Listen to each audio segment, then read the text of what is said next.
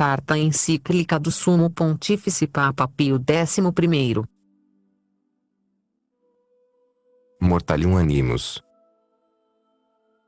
Sobre a promoção da verdadeira unidade de religião. Aos reverendíssimos senhores padres patriarcas, primazes, arcebispos, bispos e outros ordinários dos lugares em paz e união com a Sé Apostólica. Veneráveis irmãos. Saúde e bênção apostólica.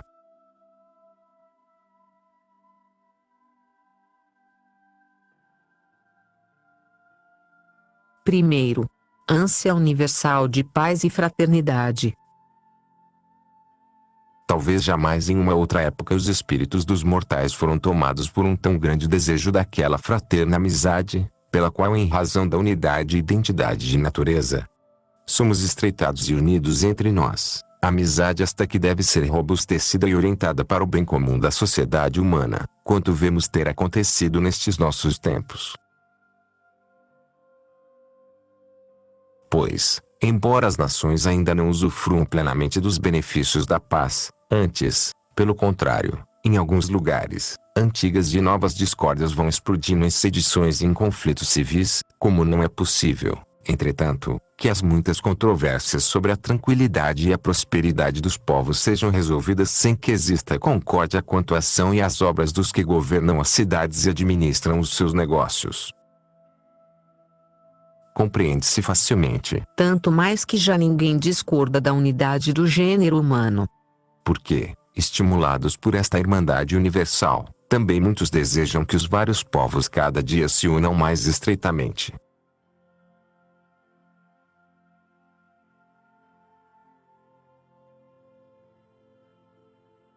Segundo, a fraternidade na religião. Congressos ecumênicos. Entretanto, alguns lutam por realizar coisa não dissemelhante quanto à ordenação da lei nova trazida por Cristo, nosso Senhor. Pois, tendo como certo que rarissimamente se encontram homens privados de todo sentimento religioso, por isto, parece, passaram a ter a esperança de que, sem dificuldade, ocorrerá que os povos, embora cada um sustente sentença diferente sobre as coisas divinas, concordarão fraternalmente na profissão de algumas doutrinas como que em um fundamento comum da vida espiritual. Por isto costumam realizar por si mesmos, convenções, assembleias e pregações, com não medíocre frequência de ouvintes e para elas convocam, para debates, promiscuamente, a todos, pagãos de todas as espécies, fiéis de Cristo, os que infelizmente se afastaram de Cristo e os que obstinado e pertinazmente contradizem a sua natureza divina e a sua missão.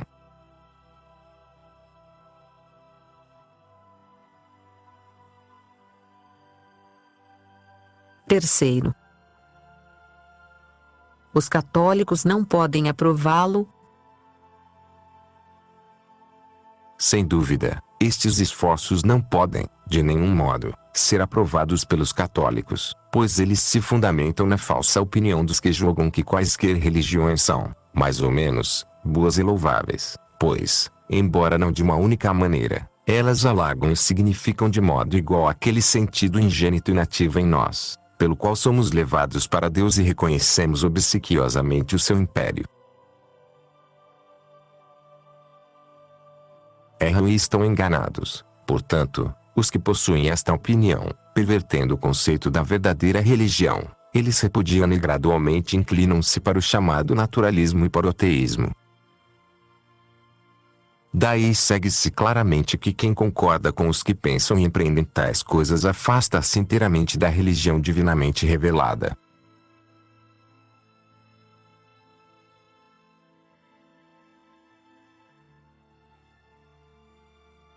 Quarto,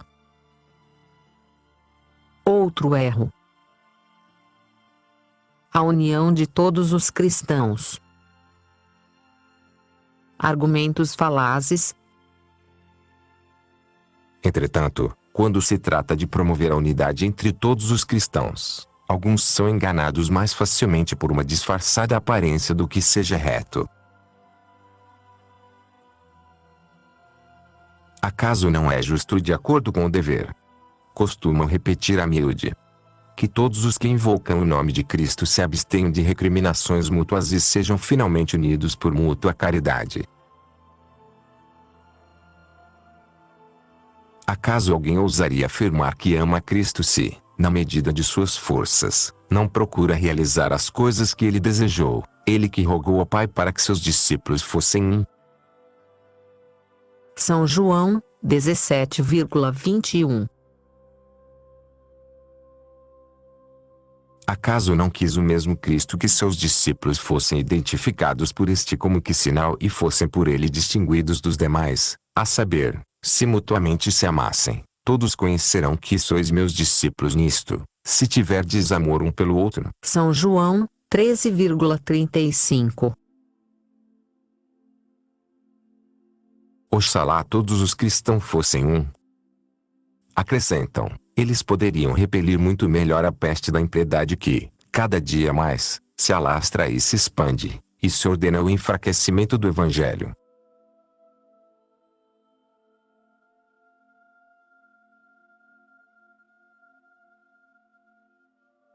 Quinto. Debaixo desses argumentos se oculta um erro gravíssimo. Os chamados pancristãos espalham e insuflam estas e outras coisas da mesma espécie. E eles estão tão longe de serem poucos e raros, mas, ao contrário, cresceram em fileiras compactas e uniram-se em sociedades largamente difundidas, as quais, embora sobre coisas de fé cada um esteja imbuído de uma doutrina diferente, são, as mais das vezes, dirigidas por católicos. Esta iniciativa é promovida de modo tão ativo que, de muitos modos, consegue para si a adesão dos cidadãos e arrebata e alicia os espíritos, mesmo de muitos católicos, pela esperança de realizar uma união que parecia de acordo com os desejos da Santa Mãe, a Igreja, para quem, realmente, nada é tão antigo quanto reconvocar e reconduzir os filhos desviados para o seu grêmio. Na verdade, sobre os atrativos e os afagos destas palavras ocultas-se um gravíssimo erro pelo qual são totalmente destruídos os fundamentos da fé.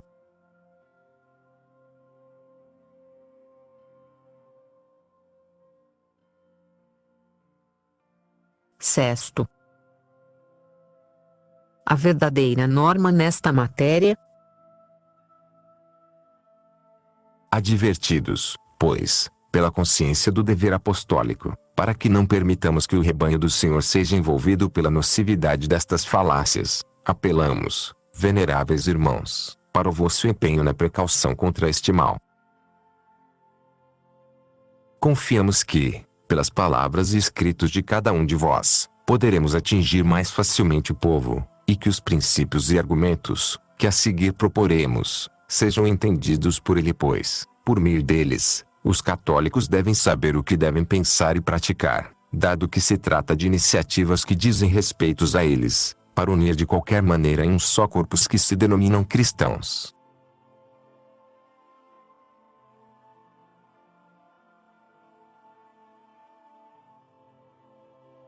Sétimo. Só uma religião pode ser verdadeira, a revelada por Deus. Fomos criados por Deus, Criador de todas as coisas, para este fim, conhecê-lo e servi-lo. O nosso Criador possui, portanto, pleno direito de ser servido. Por certo, poderia Deus ter estabelecido apenas uma lei da natureza para o governo do homem. Ele, ao criá-lo, gravou em seu espírito e poderia, portanto, a partir daí, governar os seus novos atos pela providência ordinária dessa mesma lei. Mas, preferiu dar preceitos aos quais nós obedecêssemos e, no decurso dos tempos, desde os começos do gênero humano até a vinda e a pregação de Jesus Cristo, ele próprio ensinou ao homem, naturalmente dotado de razão, os deveres que dele seriam exigidos para com o Criador, em muitos lugares e de muitos modos. Antigamente, falou Deus aos nossos pais pelos profetas. Ultimamente, nestes dias, falou-nos por seu Filho. Hebreus 1,1 seguintes. Está, portanto, claro que a religião verdadeira não pode ser outra senão a que se funda na palavra revelada de Deus, começando a ser feita desde o princípio. Essa revelação prosseguiu sob a lei antiga e o próprio Cristo completou-a sob a nova lei. Portanto, se Deus falou, e comprova-se pela fé histórica ter ele realmente falado, não há quem não veja ser dever do homem acreditas, de modo absoluto, em Deus que se revela e obedecer integralmente a Deus que impera. Mas, para a glória de Deus e para a nossa salvação, em relação a uma coisa e outra, o Filho unigênito de Deus instituiu na terra sua igreja.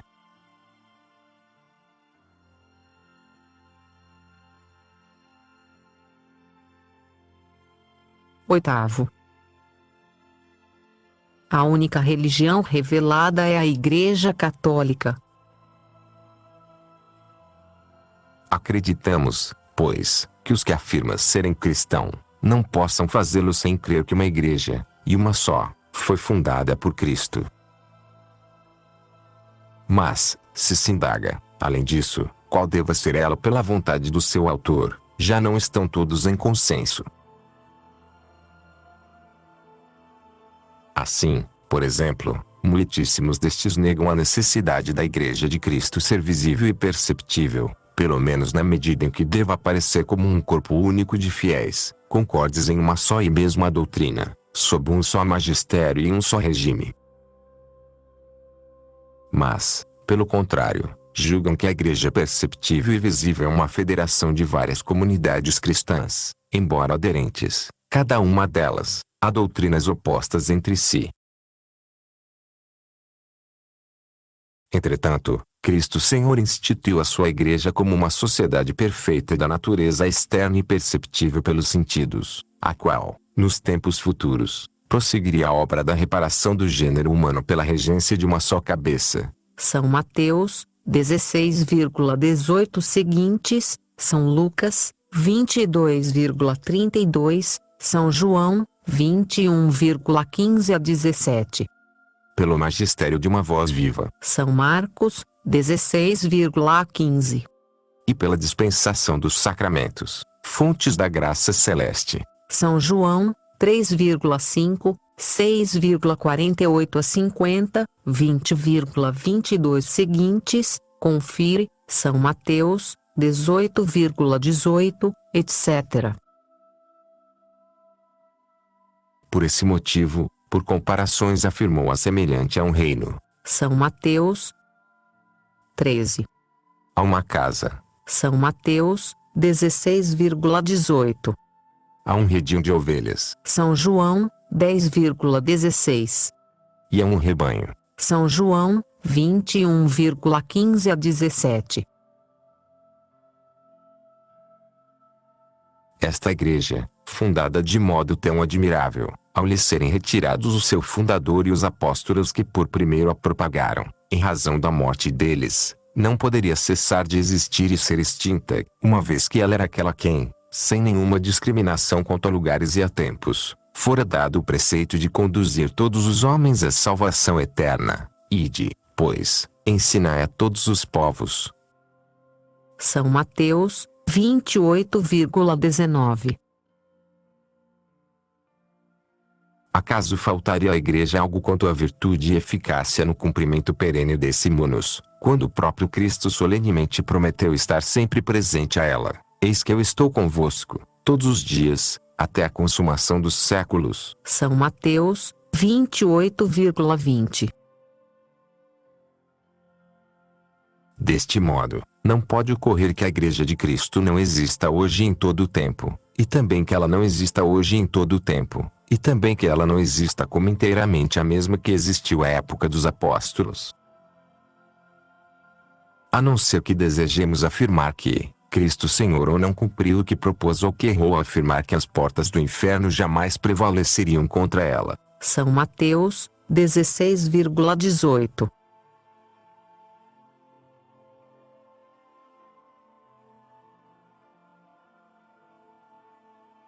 Nono.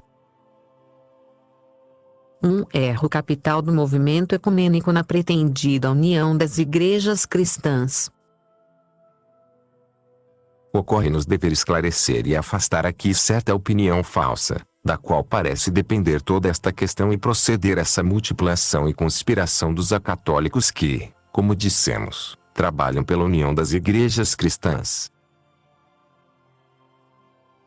Os autores desta opinião acostumaram-se a citar, quase que indefinidamente, a Cristo dizendo, para que todos sejam um. Haverá um só rebanho e um só pastos. São João, 27,21, 10,16. Fazem-no, de modo que, por essas palavras, queriam significar um desejo e uma prece de Cristo ainda carente de seu efeito. Pois opinam, a unidade de fé e de regime, distintivo da verdadeira e única Igreja de Cristo, quase nunca existiu até hoje e nem hoje existe, que ela pode, sem dúvida, ser desejada e talvez realizar-se alguma vez, por uma inclinação comum das vontades, mas que, entre mentes, deve existir apenas uma fictícia unidade.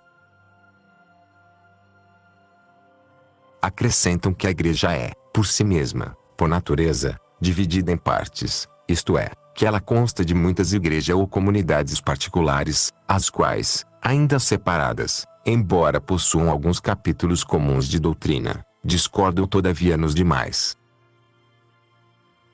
Que cada uma delas possui os mesmos direitos, que, no máximo, a Igreja foi única e una, da época apostólica até os primeiros concílios ecumênicos. Assim, dizem, é necessário os colocar de lado e afastar as controvérsias e as antiquíssimas variedades de sentenças que até hoje impedem a unidade do nome cristão e, quanto às outras doutrinas, elaborar e propor uma certa lei comum de crer, em cuja profissão de fé todos se conheçam e se sintam como irmãos, pois, se as múltiplas igrejas e comunidades forem unidas por um certo pacto, existiria já condição para que os progressos da impiedade fossem futuramente impedidos de modo sólido e frutuoso. Estas são, veneráveis irmãos, as afirmações comuns. Existem, contudo, os que estabelecem e concedem que o chamado protestantismo, de modo bastante inconsiderado, deixou de lado certos capítulos da fé e alguns ritos do culto exterior, sem dúvida gratos e úteis, que, pelo contrário, a Igreja Romana ainda conserva. Mas, de imediato, acrescentam que esta mesma Igreja também agiu mal, corrompendo a religião primitiva por algumas doutrinas alheias e repugnantes ao Evangelho, propondo acréscimos para serem cridos. Enumeram como principal entre estes, o que versa sobre o primado de jurisdição atribuído a Pedro e a seus sucessores na Sé Romana. Entre os que assim pensam, embora não sejam muitos, estão os que indulgentemente atribuem ao pontífice romano um primado de honra ou uma certa jurisdição e poder que, entretanto, julgam procedente não do direito divino, mas de certo consenso dos fiéis. Chegam outros ao ponto de, por seus conselhos, que diríeis serem furtacores, quererem presidir o próprio pontífice. E se é possível encontrar muitos acatólicos pregando a boca cheia a união fraterna em Jesus Cristo, entretanto não encontrareis a nenhum deles em cujos pensamentos esteja a submissão e a obediência ao vigário de Jesus Cristo enquanto docente ou enquanto governante. Afirmam eles que tratariam de bom grado com a Igreja Romana, mas com igualdade de direitos, isto é, iguais com igual. Mas, se pudessem fazê-lo, não parece existir dúvida de que agiriam com a intenção de que, por um pacto que talvez se ajustasse, não fossem coagidos a afastarem-se daquelas opiniões que são a causa pela qual ainda vagueiem e errem fora do único aprisco de Cristo.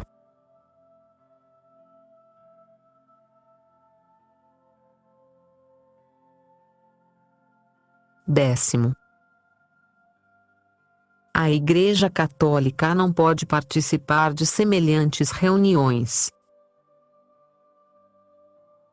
Assim sendo, é manifestamente claro que a Santa Sé não pode, de modo algum, participar de suas assembleias e que, aos católicos, de nenhum modo é lícito aprovar ou contribuir para estas iniciativas. Se o fizerem, concederão autoridade a uma falsa religião cristã, sobremaneira alheia à única Igreja de Cristo.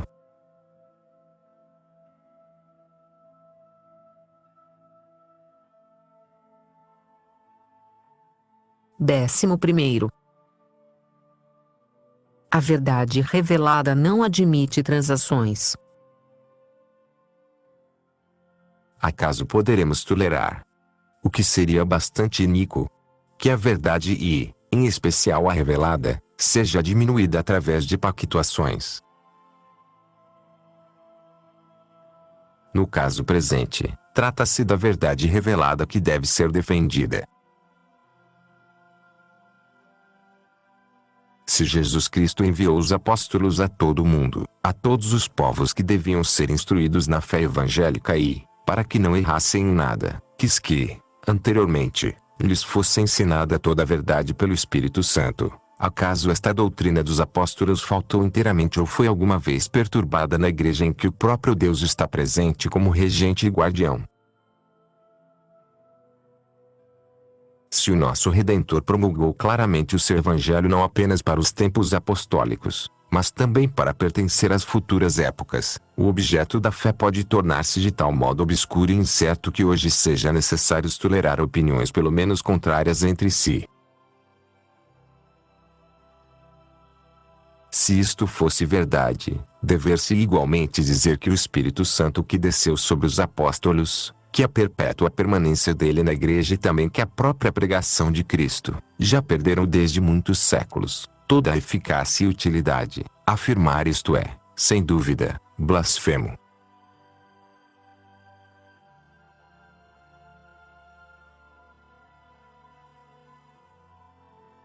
Décimo segundo. A Igreja Católica, depositária infalível da verdade.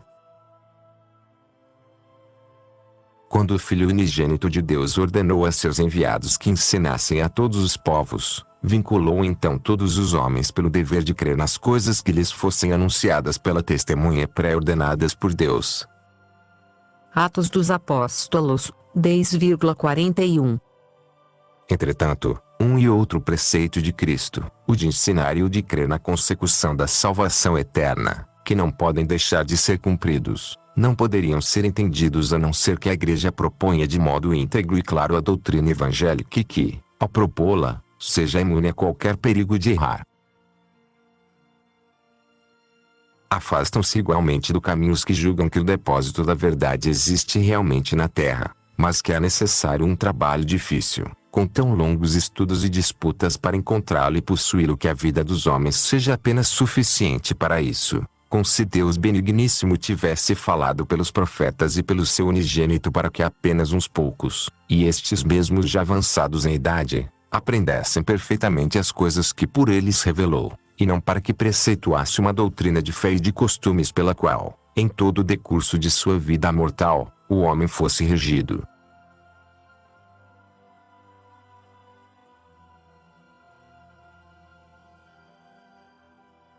Décimo terceiro. Sem fé, não há verdadeira caridade. Estes pancristãos, que empenham seu espírito na união das igrejas, pareceriam seguir, por certo, o nobilíssimo conselho da caridade que deve ser promovida entre os cristãos. Mas, dado que a caridade se desvia em detrimento da fé, o que pode ser feito? Ninguém ignora por certo que o próprio João, o apóstolo da caridade, que em seu evangelho parece ter manifestado os segredos do coração sacratíssimo de Jesus e que permanentemente costumavas inculcar a memória dos seus o mandamento novo, amai-vos uns aos outros. Vetou inteiramente até mesmo manter relações com os que professavam de forma não íntegra e incorrupta a doutrina de Cristo. Se alguém vem a vós e não traz esta doutrina, não o recebais em casa, nem digais a ele uma saudação. 2 São João, 10. Pelo que, como a caridade se apoia na fé íntegra e sincera como que em um fundamento, então é necessário unir os discípulos de Cristo pela unidade de fé como no vínculo principal.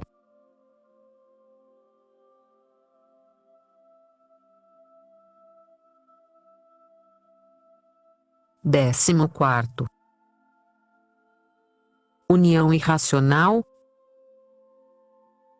Assim, de que vale excogitar no espírito uma certa federação cristã, na qual ao ingressaram então quando se tratar do objeto da fé, cada qual retém a sua maneira de pensar e de sentir, embora ela seja repugnante às opiniões dos outros. E de que modo pedirmos que participem de um só e mesmo conselho homens que se distanciam por sentenças contrárias como, por exemplo, os que afirmam e os que negam ser a sagrada tradição uma fonte genuína da revelação divina? Como os que adoram a Cristo realmente presente na Santíssima Eucaristia, por aquela admirável conversão do pão e do vinho que se chama transubstanciação, e os que afirmam que, somente pela fé ou por sinal e em virtude do sacramento, aí está presente o corpo de Cristo. Como os que reconhecem nela a natureza do sacrifício e a dos sacramentos, que dizem que ela não é senão a memória ou comemoração da ceia do Senhor. Como os que creem ser bom e útil invocar súplica aos santos que reinam junto de Cristo. Maria, Mãe de Deus, em primeiro lugar. E tributar veneração às suas imagens, e os que contestam que não pode ser admitido semelhante culto, por ser contrário à honra de Jesus Cristo, único mediador de Deus e dos homens. 1 Timóteo, 2,5.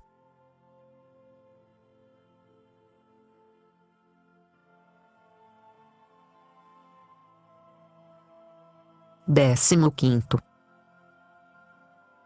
Princípio até o indiferentismo e o modernismo. Não sabemos, pois, como por essa grande divergência de opiniões seja defendido o caminho para a realização da unidade da Igreja. Ela não pode resultar senão de um só magistério, de uma só lei de crer, de uma só fé entre os cristãos.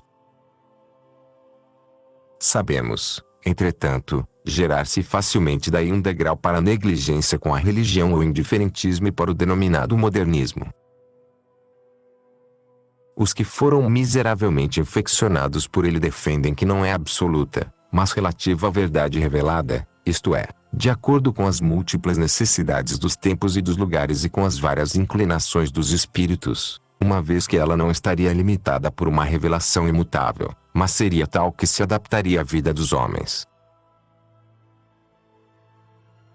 Além disso, com relação às coisas que devem ser cridas, não é lícito utilizar-se, de modo algum, daquela discriminação que houveram por bem introduzir entre o que denominam capítulos fundamentais e capítulos não fundamentais da fé, como se uns devessem ser recebidos por todos, e, com relação aos outros, pudesse ser permitido o assentimento livre dos fiéis. A virtude sobrenatural da fé possui como causa formal a autoridade de Deus revelante e não pode sofrer nenhuma distinção como esta.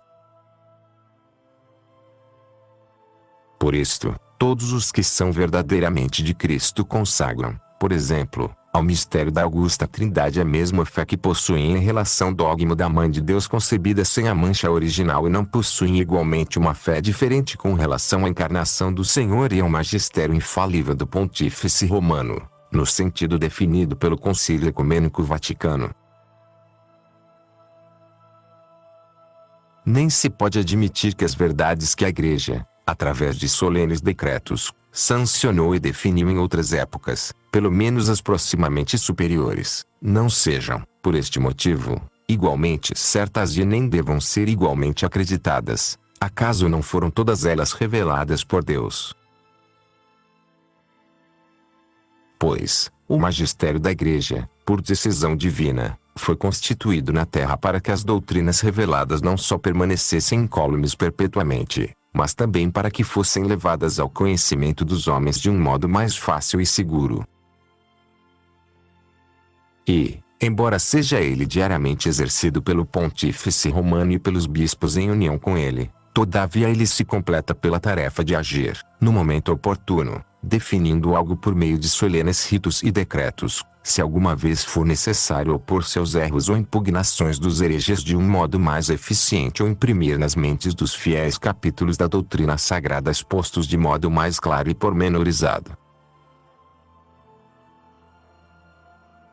Por este uso extraordinário do magistério, nenhuma invenção é introduzida e nenhuma coisa nova é acrescentada à soma de verdades que, estando contidas, pelo menos implicitamente, no depósito da revelação, foram divinamente entregues à Igreja, mas são declaradas coisas que, para muitos talvez, ainda poderiam parecer obscuras, ou são estabelecidas coisas que devem ser mantidas sob a fé e que antes eram por alguns colocados sob controvérsia.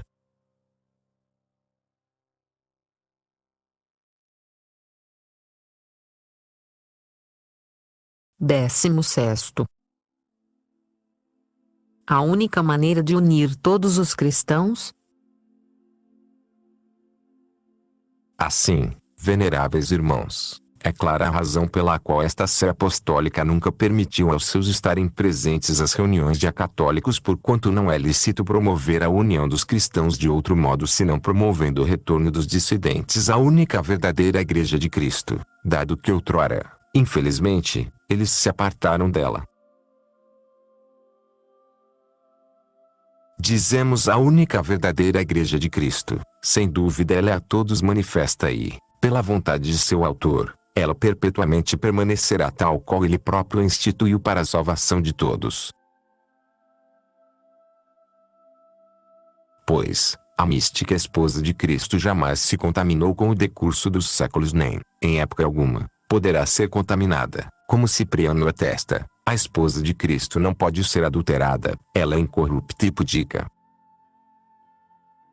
Ela conhece uma só casa e guarda com casto pudor a santidade de um só cubículo.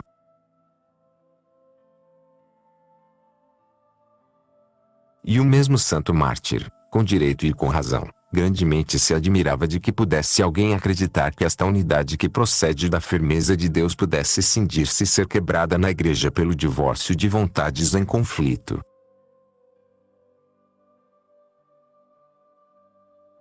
Portanto, dado que o corpo místico de Cristo, isto é, a Igreja, é um só, 1 Coríntios 12,12. compacto e conexo, Efésios 4,15. a semelhança do seu corpo físico, seria inepcia e estultícia afirmar alguém que ele pode constar de membros desunidos e separados. Quem pois não estiver unido com ele, não é membro seu, nem está unido à cabeça, Cristo. Confire, Efésios 5,30, 1,22.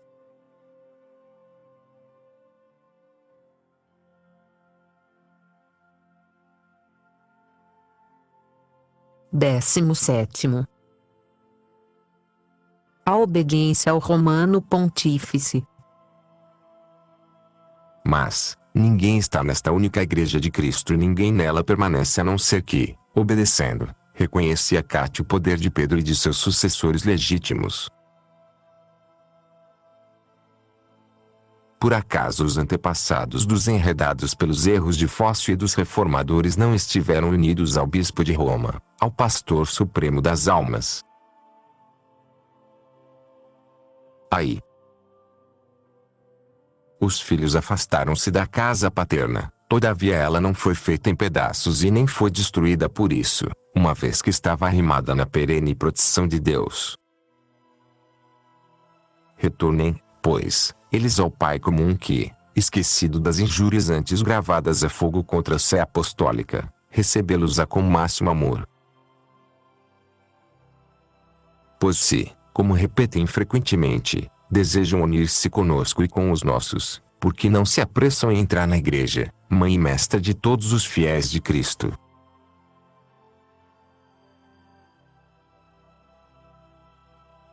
Escutem a lactância chamado a miúde, só a Igreja Católica é a que retém o verdadeiro culto. Aqui está a fonte da verdade, este é o domicílio da fé, este é o templo de Deus, se alguém não entrar por ele ou se alguém dele sair, está fora da esperança da vida e salvação.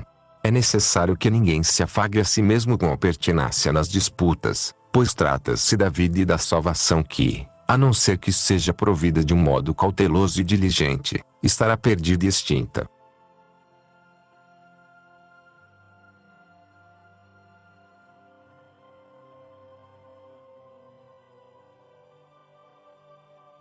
Décimo oitavo.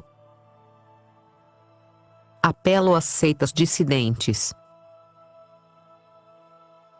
Aproximem-se, portanto, os filhos dissidentes da Sé Apostólica, estabelecida nesta cidade que os príncipes dos apóstolos Pedro e Paulo consagraram com o seu sangue, daquela sede, dizemos, que é raiz e matriz da Igreja Católica.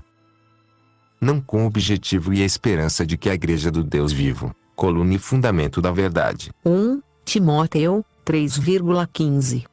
Renúncia à integridade da fé e tolere os próprios erros deles, mas, pelo contrário, para que se entreguem a seu magistério e regime. Oxalá auspiciosamente ocorra para nós isto que não ocorreu ainda para tantos dos nossos muitos predecessores, a fim de que possamos abraçar com espírito fraterno os filhos que nos é doloroso estejam de nós separados por uma perniciosa dissensão. Prece a Nosso Senhor e a Nossa Senhora. Oxalá Deus, Senhor nosso, que quer salvar todos os homens e que eles venham ao conhecimento da verdade. 1 Timóteo 2,4. Nos ouça suplicando fortemente para que ele se digne chamar a unidade da Igreja a todos os errantes. Nesta questão que é, sem dúvida, gravíssima, utilizamos e queremos que seja utilizada como intercessora a bem-aventurada Virgem Maria, Mãe da Graça Divina, vencedora de todas as heresias e auxílio dos cristãos, para que ela peça, para o quanto antes, a chegada daquele dia tão desejado por nós, em que todos os homens escutem a voz do seu Filho Divino, conservando a unidade de espírito em um vínculo de paz. Efésios 4,3.